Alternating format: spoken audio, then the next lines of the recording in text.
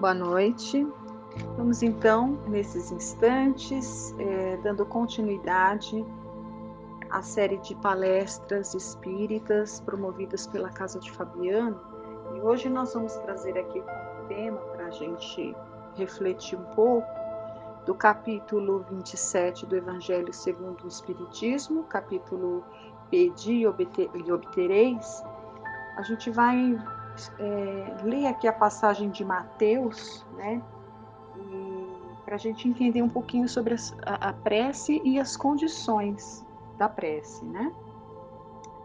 Então, em Mateus, está registrado assim: E quando orais, não haveis de ser como os hipócritas, que gostam de orar em pé nas sinagogas e nos cantos das ruas, para serem vistos dos homens. Em verdade vos digo que eles já receberam a sua recompensa. Mas tu, quando orares, entra no teu aposento e fecha a porta, e ora a teu pai em secreto. E o teu pai, que vê o que se passa em secreto, te dará a paga. E quando orais, não faleis muito como os gentios, pois cuidam que pelo seu muito falar serão ouvidos.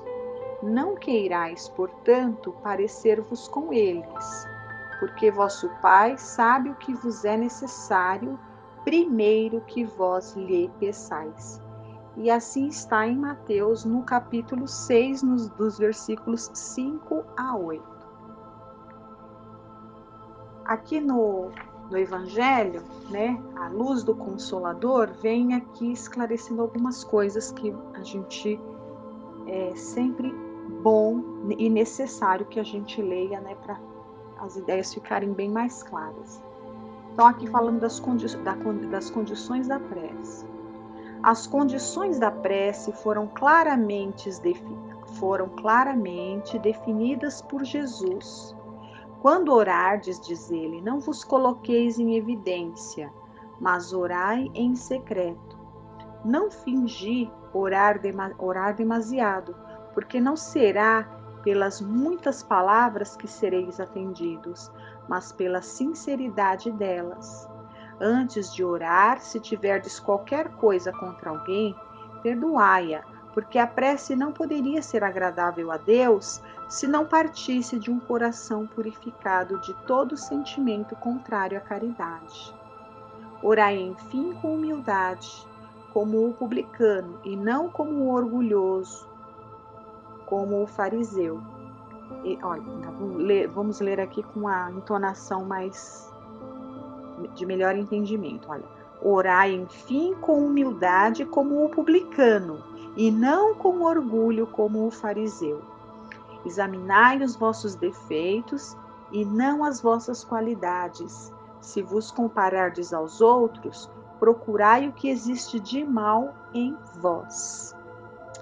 Então, aqui, né, nesse texto, que a doutrina espírita nos esclarece a respeito dessa passagem de Mateus, a gente vai perceber que as condições da prece que foram enumeradas por Jesus, né, quando ele ensina quando ele dá esse ensinamento de como que nós devemos proceder ao orar, né? Então, Jesus nesse ensinamento, ele nos mostra que existem condições para que essa prece seja eficaz, para que essa prece de fato chegue ao alvo, né? A quem ela é dirigida, e mais do que isso, ela precisa observar algumas condições para que realmente haja uma eficácia de que, além dela atingir ao alvo, que de alguma forma ela seja atendida. E sempre os pedidos sinceros a gente sabe que são atendidos. Muitas vezes não são atendidos da forma como a gente espera e imagina, até porque muitas vezes a gente não sabe nem formular exatamente o pedido da maneira certa. Mas o nosso bom sentimento, né, a nossa boa intenção, o nosso bom desejo, isso sim chega, né, se a gente observar algumas condições para para estar fazendo, elaborando essa prece, chega até onde deve chegar e retorna, trazendo o benefício, que haja ali o merecimento para quem é dirigida essa prece, seja para nós mesmos ou seja para alguém que esteja aí nas nossas intenções.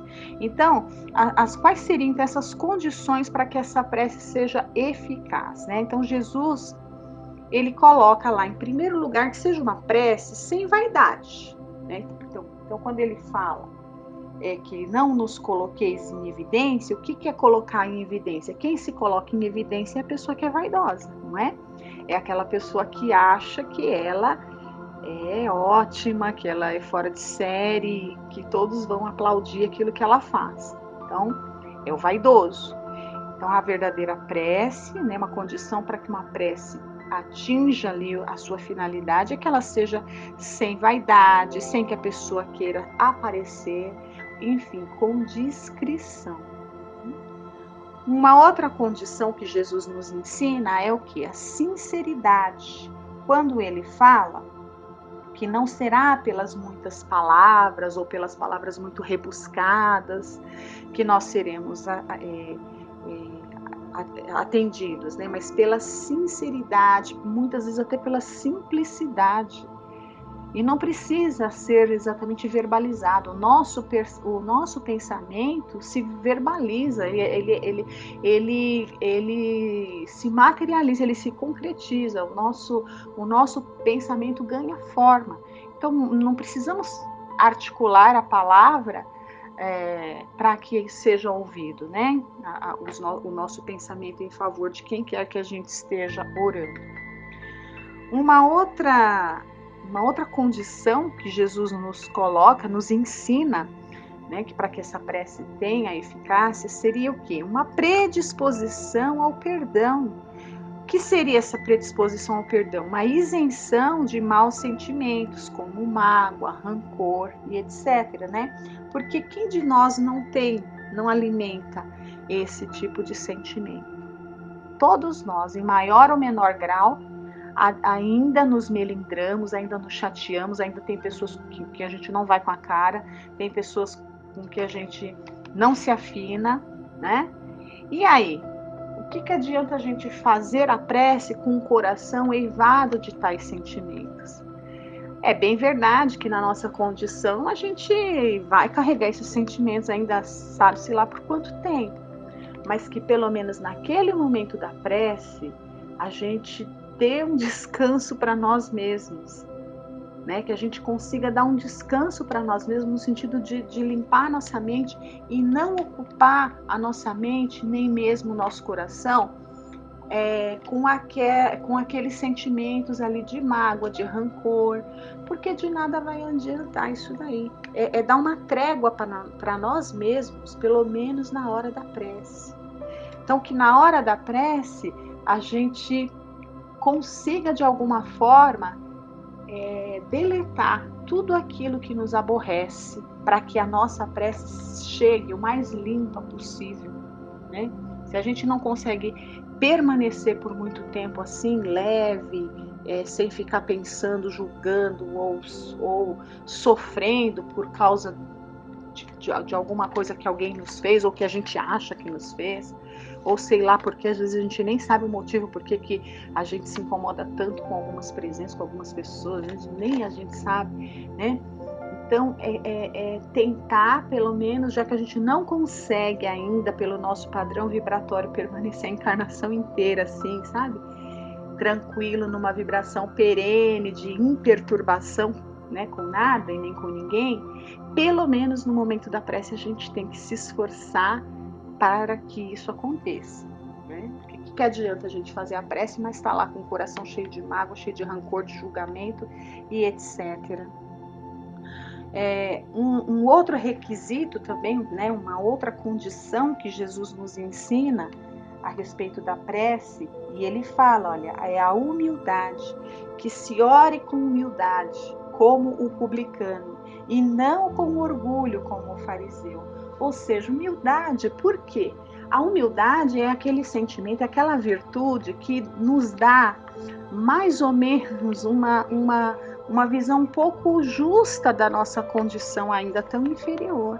Então, quando a gente se coloca nessa condição de humildade, é porque a gente sabe que algo muito maior e além de nós, né, existe, e que se eventualmente o nosso pedido ali, o nosso desejo, a nossa prece, eventualmente vier a ser atendida, seria por uma inteligência, seria vindo ali pelo entendimento de mentes, né, de sentimentos, de personalidades, de uma condição infinitamente maior e mais poderosa do que nós.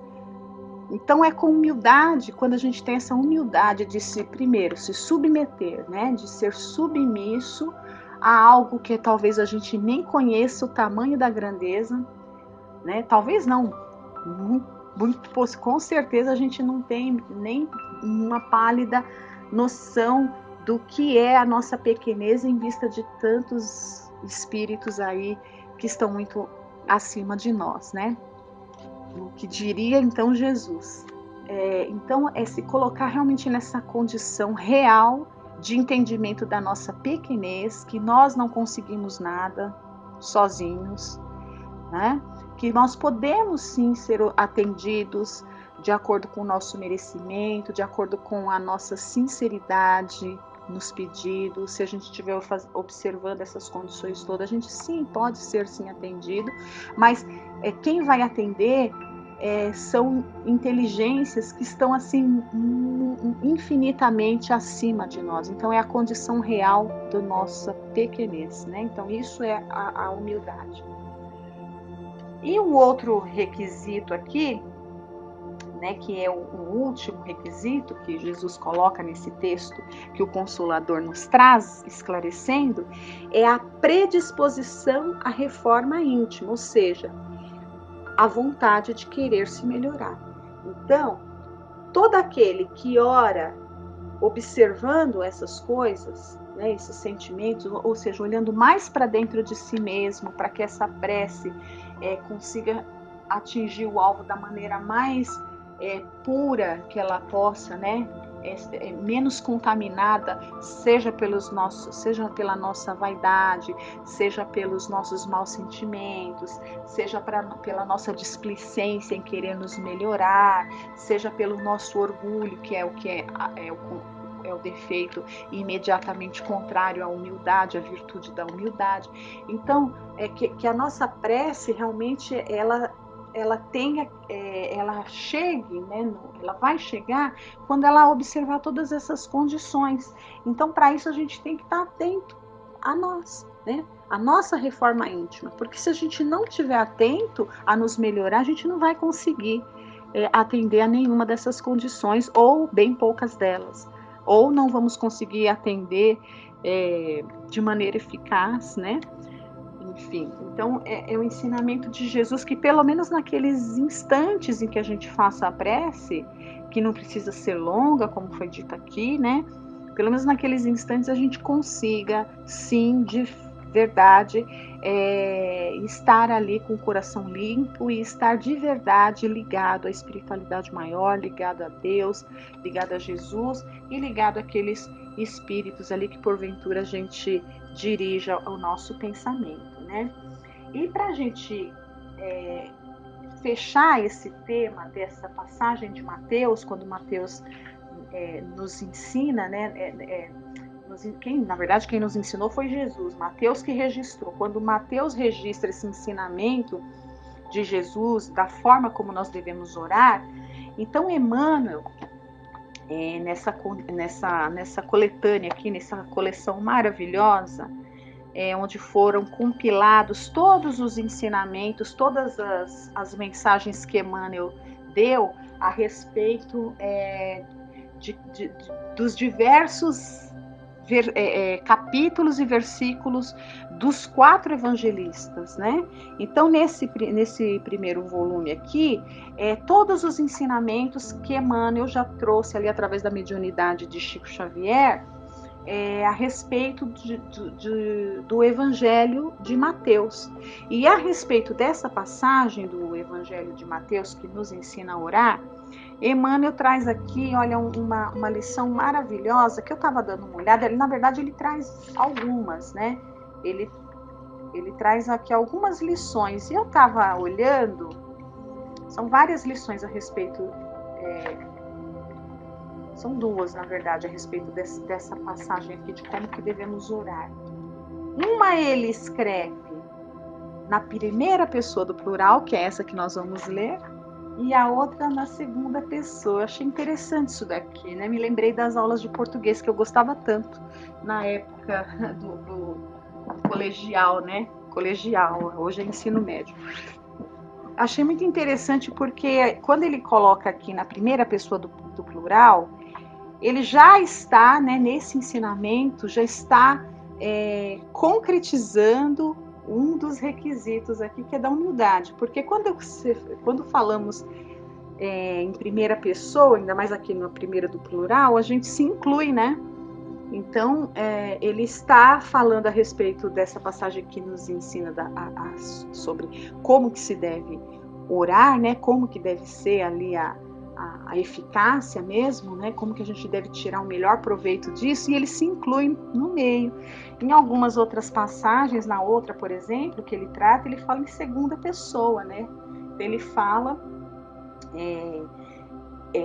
dele falando para outra pessoa. É muito interessante isso aqui. Mas vamos ler essa daqui na primeira do plural, em que Emmanuel ele fala se incluindo, né, essa lição como se para ele também. Achei muito, muito legal isso daqui. Oração e cooperação. Se a resposta que esperamos, tá vendo? Ele está falando na primeira do plural. Se a resposta que esperamos à oração parece tardia, habitualmente nos destemperamos em amargura, que seria a impaciência, né? Então somos muito impacientes. Proclamamos haver hipotecado todas as forças de espírito à confiança na providência divina e gritamos, ao mesmo tempo, que as tribulações ficaram maiores. Então é uma contradição, né? Ao mesmo tempo que nós proclamamos as forças do Espírito ali na hora da prece, ao mesmo tempo nós reclamamos que a luta, né, que as dores são grandes. Então isso demonstra, essa contradição demonstra aí o que é uma falta de fé. Dizemos-nos fiéis a Deus e afirmamos-nos esquecidos. Convém observar, porém, que a provação não nos alcança de maneira exclusiva. As nossas dificuldades são as dificuldades de nosso grupo. Familiares e companheiros sofrem conosco o impacto das ocorrências desagradáveis, tanto quanto a fricção do cotidiano pela sustentação da harmonia comum. Então, nós não sofremos sós, né? Se para nós, então está falando aqui para nós, os espíritas, se para nós que nos asseveramos alicerçados em conhecimento superior, as mortificações do caminho assumem a feição de suplícios lentos, que não serão elas para aqueles de nossos entes queridos ainda inseguros da própria formação espiritual. Então, se para nós que conhecemos um pouquinho, né, somos espíritas, já é difícil, imagine então para aqueles que ainda, né, não conhecem essas verdades.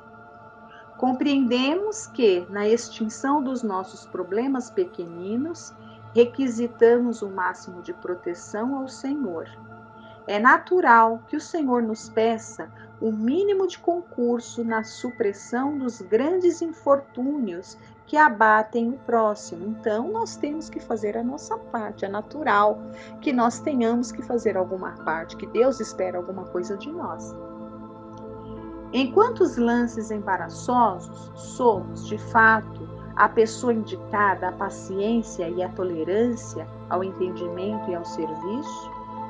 Com semelhante raciocínio, reconhecemos que a pior atitude em qualquer adversidade será sempre aquela da dúvida ou da inquietação que venhamos a demonstrar.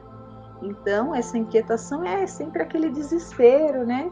Aquela falta de fé que a gente acaba demonstrando na hora que a situação fica mais difícil ali. Em supondo que a solução do alto demora o caminho, né? Então não nos esqueçamos, estamos falando da oração. Então a gente ora e fica nessa ansiedade toda, né? Olha, em supondo que a solução do alto demora a caminho, depois de havermos rogado o favor da infinita bondade, recordemos que se a hora de crise é o tempo de luta, é também a ocasião para os melhores testemunhos de fé, e que se exigimos o amparo do Senhor em nosso benefício, é perfeitamente justo que o Senhor nos solicite algum amparo em favor dos que se afligem junto de nós. Então, aqui, olha, enquanto a gente espera, né, o atendimento da nossa rogativa, que a gente se coloque em condição de realmente poder receber aquele auxílio que a gente espera. Como assim? Né? Nos colocando, olha, trabalhando, né? O nome dessa lição aqui é oração e cooperação, ou seja, trabalhando. Se exigimos o amparo do Senhor em nosso benefício, é perfeitamente justo que o Senhor nos solicite algum amparo em favor dos que se afligem junto de nós. Então, enquanto a gente espera, a gente ora, e enquanto a gente espera a resposta da nossa rogativa, que as nossas mãos trabalhem em favor dos nossos irmãos. Essa é a lição que Emmanuel nos dá aqui. Né? E isso foi do livro Palavras de Vida Eterna, né? Que foi originalmente publicado nesse livro e está nessa compilação aqui do Evangelho por Emmanuel. Então, que nós possamos, de fato, aprender a orar, observando todas aquelas condições que Jesus nos ensina e trabalhando em favor do próximo, consequentemente em favor de nós mesmos. Que tenhamos todos uma excelente semana. Obrigada.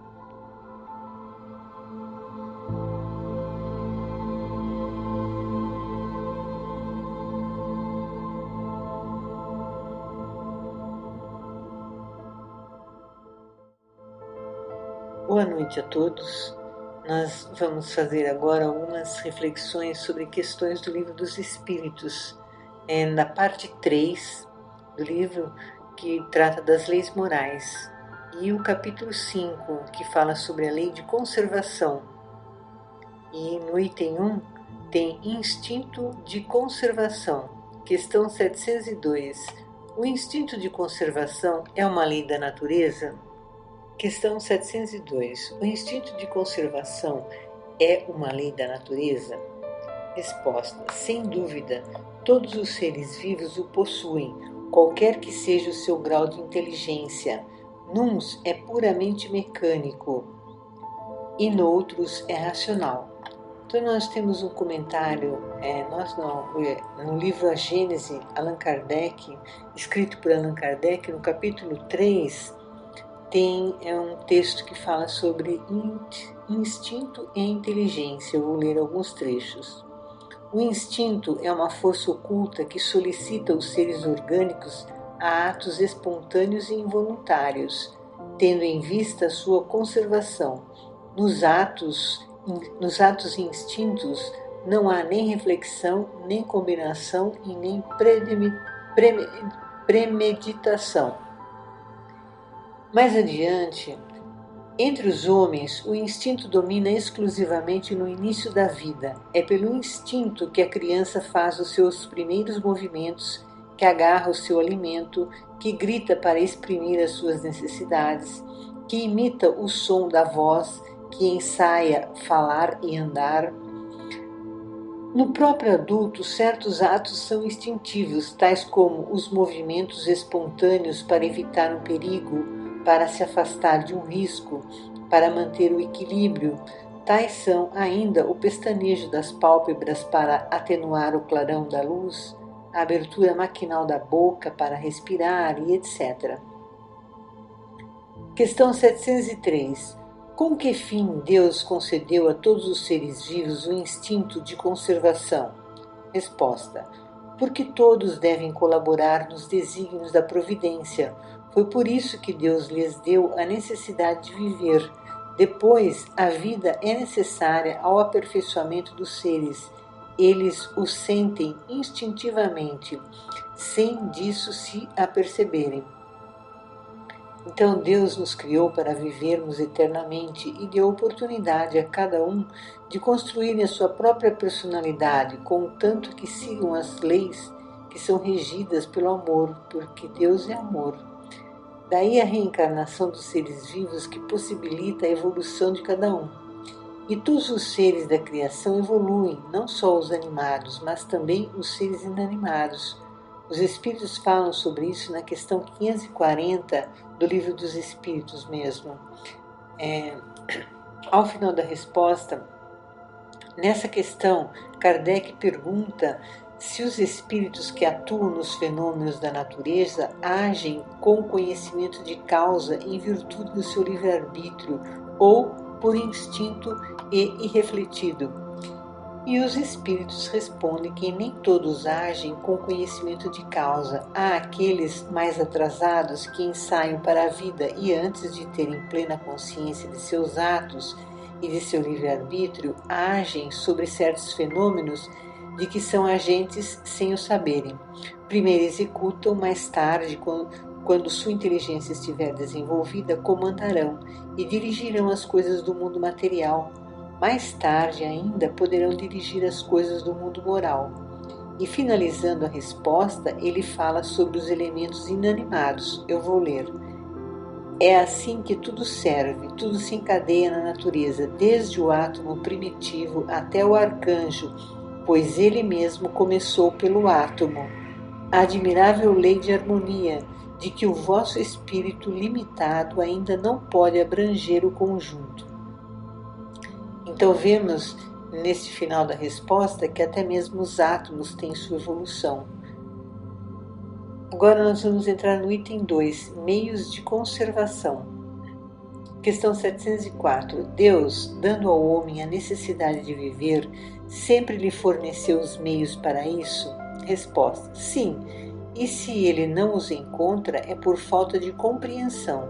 Deus não podia dar ao homem a necessidade de viver sem lhe dar também os meios.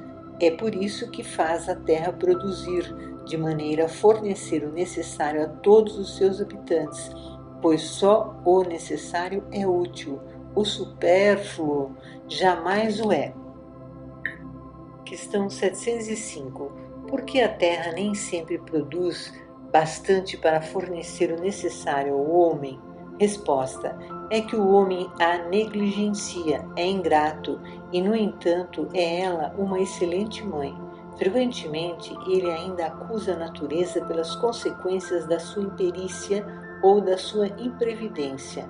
A terra produziria sempre o necessário se o homem soubesse contentar-se.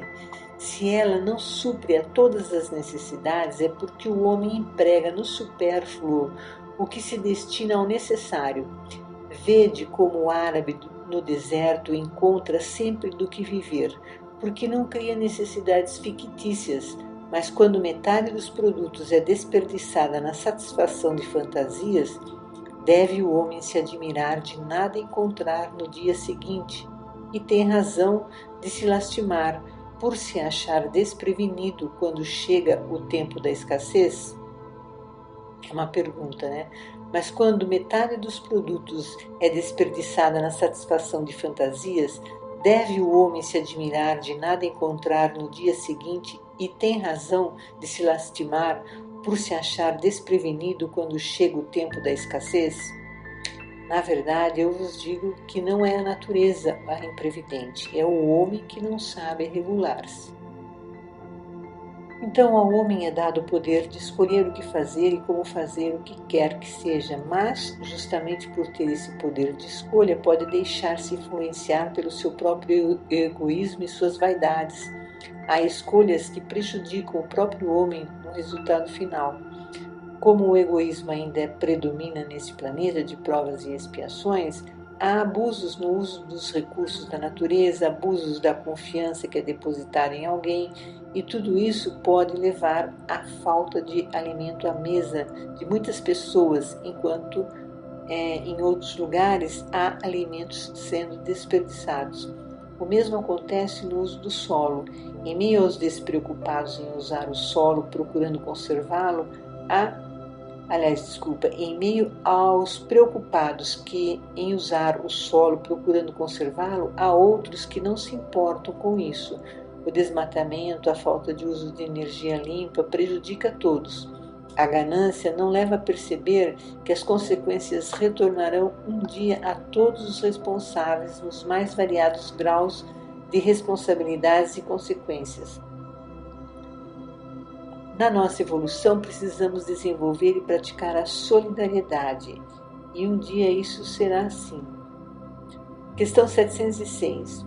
Como bens da terra, devemos entender apenas os produtos do solo? Resposta: o solo é a fonte primeira de que decorrem todos os outros recursos, porque esses recursos, em última instância, são apenas uma transformação dos produtos do solo. É por isso que devemos entender por bens da terra tudo quanto o homem pode gozar neste mundo. Bens da terra é uma expressão referindo-se à importância do solo na vida dos seres vivos. As plantas se fixam no solo, dele extraem nutrientes. As plantas, com a ajuda do solo, renovam o ar e, quando morrem, nutrem o solo pela sua decomposição. O corpo dos seres vivos vive dos alimentos que são produzidos através do solo. O animal, para fornecer o leite ao homem, depende das plantas e estas precisam do solo. Então, nós, humanos, seres inteligentes, dependemos do solo também. Vemos no encadeamento dos seres vivos que o solo é muito importante para a vida no planeta, e sem o solo bem conservado, não temos como sobreviver. Dependemos do meio ambiente, da água, ar e solo. Dependemos, de todos os elementos da natureza, mas o solo é muito importante também. Questão 707. Os meios de subsistência faltam frequentemente a certos indivíduos, mesmo em meio da abundância que os cerca. A que se deve ligar esse fato? Resposta: ao egoísmo dos homens, que nem sempre fazem o que devem. Em seguida, e o mais frequentemente, a eles mesmos: buscai e achareis.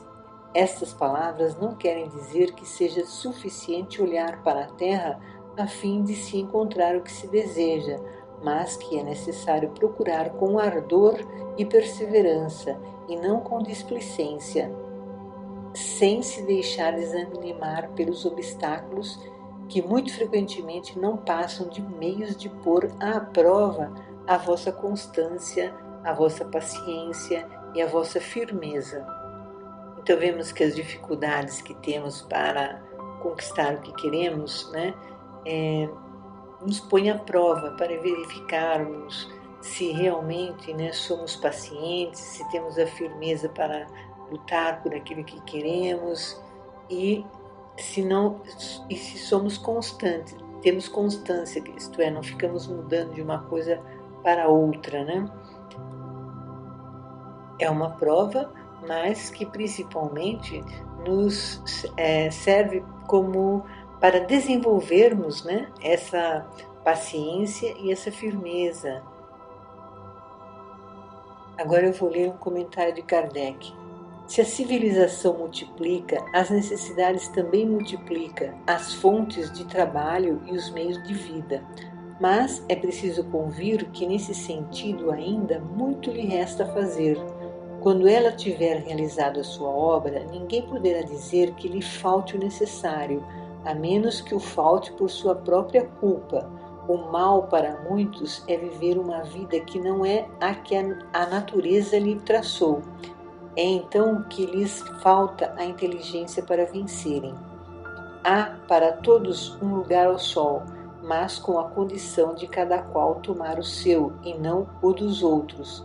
A natureza não poderia ser responsável pelos vícios da organização social, e pelas consequências da ambição do amor próprio.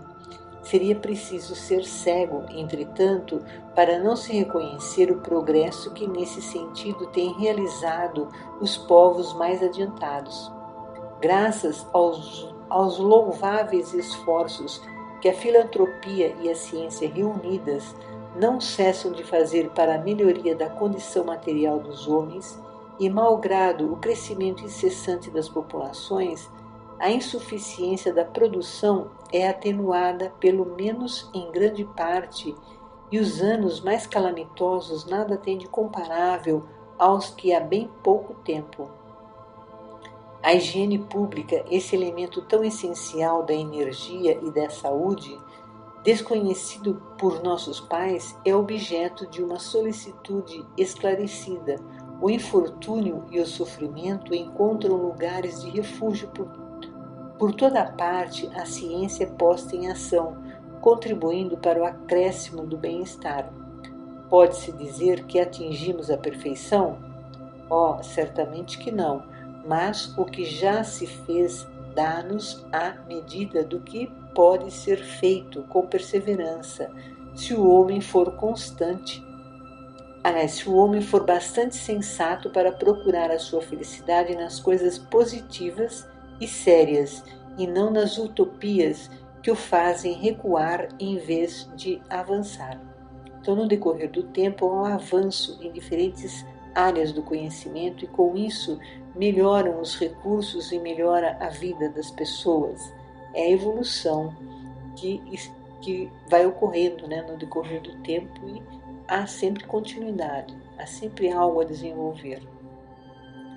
Mas as dificuldades morais do ser humano criam barreiras. Essas barreiras, portanto, são de ordem moral. É mais difícil vencer-se a si mesmo do que subjugar a terra, o ar, o solo, mas as consequências recaem sobre nós mesmos. E aí teremos que trabalhar, esse egoísmo. Será que, se todos soubessem que a reencarnação existe, agiriam de forma tão egoísta no uso do solo, do ar, da água? Pois reencarnaremos aqui no futuro, e quais serão as condições desse planeta no futuro? Questão 708. Não há situações em que os meios de subsistência não dependem absolutamente da vontade do homem e onde a privação do necessário, o mais imperioso, é uma consequência das circunstâncias? Eu vou ler novamente. Não há situações em que os meios de subsistência não dependem absolutamente da vontade do homem e onde a privação do necessário, o mais imperioso, é uma consequência das circunstâncias? Resposta: é uma prova frequentemente cruel que o homem deve sofrer e à qual sabia que seria exposto. Seu mérito está na submissão à vontade de Deus. Se a sua inteligência não lhe fornecer algum meio de sair da dificuldade, se a morte deve atingi-lo, ele deverá submeter-se sem murmurar, pensando que a hora da verdadeira liberdade chegou e que o desespero do momento final pode fazê-lo perder o fruto de sua resignação. Então, há países em que a população vive em condições muito difíceis. Crianças e adultos passam fome. É uma prova terrível, mas infelizmente isso ainda acontece. É sinal de que o egoísmo ainda existe nesse planeta. Embora aquelas pessoas estão passando por dificuldades, pode ser uma prova, mas poderia ser amenizada pelo coração das pessoas. Questão 709. Aqueles que em situações críticas se viram obrigados a sacrificar os semelhantes para matar a fome, cometeram com isso um crime? Se houve crime,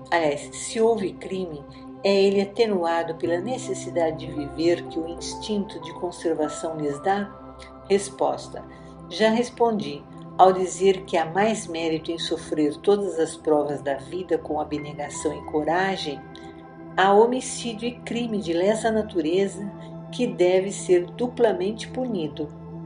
Então, no dicionário, lesa natureza significa ação que contraria as leis da natureza ou que a ela cause dano. Tirar a vida de alguém, por qualquer que seja o motivo, inclusive para poder se alimentar, é crime, pois pode-se pedir. Passar por esta prova, embora muito difícil, é melhor do que se tornar um assassino, pois, no primeiro caso, é uma provação difícil por depender do outro. E o assassinato é por usar da força bruta e tirar o direito à vida de alguém. Jesus Cristo poderia escapar daqueles que o subjugavam, mas ele preferiu ser crucificado do que usar de seu poder para aqueles que pensavam ser fortes com ele, mais fortes que eles. Questão 710. Nos mundos onde a organização é mais apurada, os seres vivos têm necessidade de alimentação? Resposta: sim, mas os seus alimentos estão em relação com a sua natureza. Esses alimentos não seriam tão substanciais para os nossos estômagos grosseiros.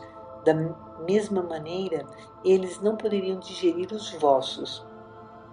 Podemos ter uma ideia da alimentação em planetas mais evoluídos que o nosso através do relato sobre Júpiter, que há na revista Espírita de março de 1858. Essa mensagem está sob o título Júpiter e alguns outros mundos. Vou ler um trecho que fala sobre alimentação e mais algumas outras questões. Eis a descrição que nos foi dada desse mundo privilegiado, onde encontramos a maior parte dos homens de bem que honraram nossa terra por suas virtudes e talentos. A conformação do corpo é mais ou menos a mesma daqui, porque é menos material, porém é menos material, menos denso e de maior leveza específica. Enquanto rastejamos penosamente na terra, o habitante de Júpiter transporta-se de um a outro lugar deslizando sobre a superfície do solo, quase sem fadiga, como o pássaro no ar ou o peixe na água. Sendo mais depurada a matéria de que é formado o corpo, dispersa-se após a morte, sem ser submetida à decomposição pútrida. Ali não se conhece a maioria das moléstias que nos afligem, sobretudo as que se originam dos excessos de todo gênero e da devastação das paixões.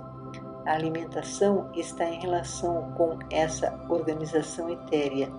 Não seria suficientemente substancial para os nossos estômagos grosseiros, sendo a nossa por demais pesada para eles. Compõe-se de frutas e plantas. De alguma sorte, aliás, a maior parte, eles a aurem no meio ambiente, cujas emanações nutritivas aspiram. A duração da vida é proporcionalmente muito maior que na Terra. A média equivale a cerca de 5 dos nossos séculos. O desenvolvimento é também muito mais rápido e a infância dura apenas alguns de nossos meses. Então vemos muitas diferenças que existem num planeta mais avançado que o nosso, né? E vemos que a alimentação é muito mais leve, muito mais sutil, mas o corpo também é mais leve, né? Bom, agora finalizando o nosso estudo, né, as nossas reflexões, que possamos tirar proveito no nosso dia a dia, nos nossos pensamentos, para renovarmos a nossa maneira de ser, pensar e sentir o mundo, as pessoas, as coisas, e aprendamos sempre a agradecer a Deus a oportunidade de evolução. Obrigado. Boa noite.